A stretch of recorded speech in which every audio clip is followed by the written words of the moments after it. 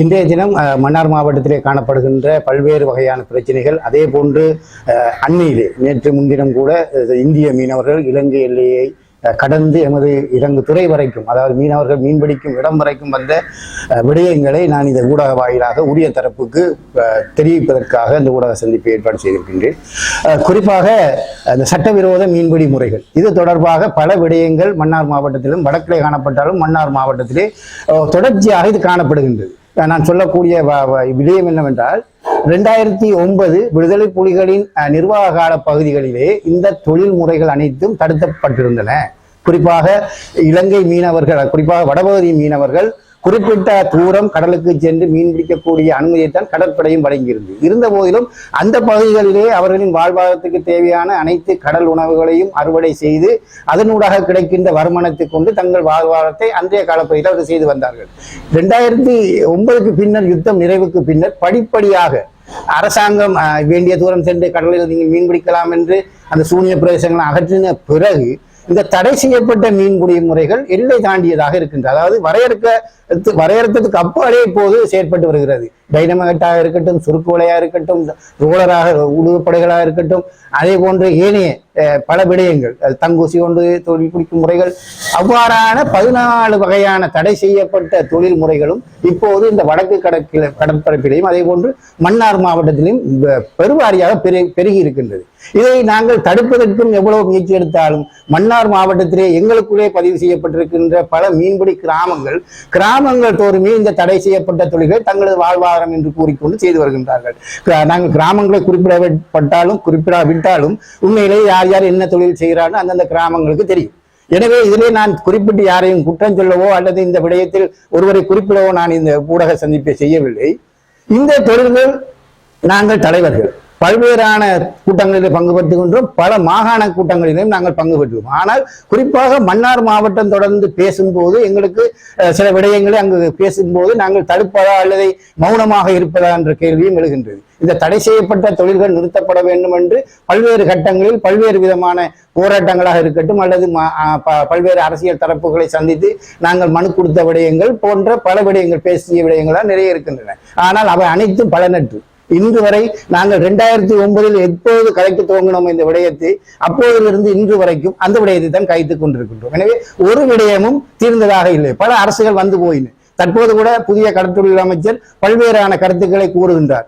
நாங்கள் பல தடவை சந்தித்து விட்டோம். கடந்த அரசாங்கங்களில் இருந்த கடற்தொழில் அமைச்சரை விட இப்போது இருக்கின்ற அமைச்சரை நான் நினைக்கின்ற அமைச்சரை பொருட்படுத்த 1.5 வருடங்களிலே அவரை 10-15 தடவைக்கு மேலே நாங்கள் சந்தித்து இந்த பிரச்சனைகள் வலியுறுத்தி இந்த விடயங்களை தீர்த்து தாருங்கள் என்று ஒரு இணக்கமான செயற்பாட்டுகளால் நாங்கள் பிரச்சனைகளை தீர்த்துக் கொள்ள அமைச்சரிடம் அணுகினாலும் அமைச்சர் அவர்கள் ஒவ்வொரு சந்தர்ப்பத்திலும் அதை நிறுத்தலாம், இதை நிறுத்தலாம், உங்களுடைய அபிப்பிராயம் என்ன, உங்களுடைய இருக்க சம்பந்தமான தீர்வு என்னன்னு கேட்டு பெறுகிறாரே தவிர எதுவுமே அவர் செய்வதாக இல்லை. எனவே இந்த விடயத்திலே கடந்த கால அரசாங்கம் செய்த தவறைத்தான் இப்போது இருக்க அரசாங்கம் செய்து வருகின்றது.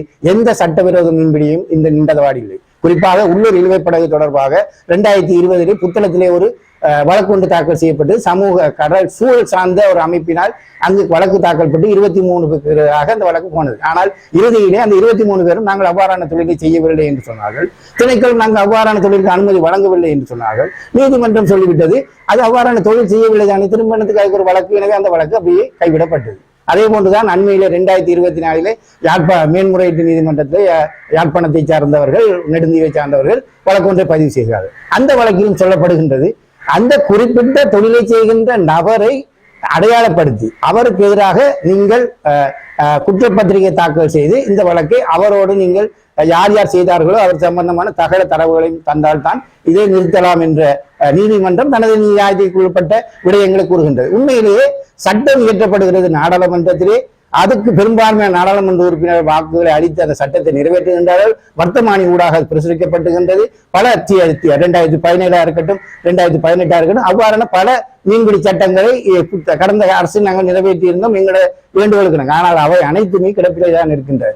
அதுகளை நடைமுறைப்படுத்துங்கள் என்று நாங்கள் நீதிமன்றத்தில் சென்றால் நீதிமன்றமும் திணைக்களத்தில் சார்பாக கலந்து கொள்கின்ற சட்டத்தரணிகள் தங்களது வாத திறமையால் சாதித்து விட்டு செல்கின்றார்கள். எனவே இதில் யாரை நாங்கள் குறை சொல்வது, குற்றம் சொல்வது என்று எங்களுக்கும், நாங்கள் மீனவர்கள், எங்களுக்கு தெரிந்த அறிவு வரை நாங்கள் போராடுகின்றோம்.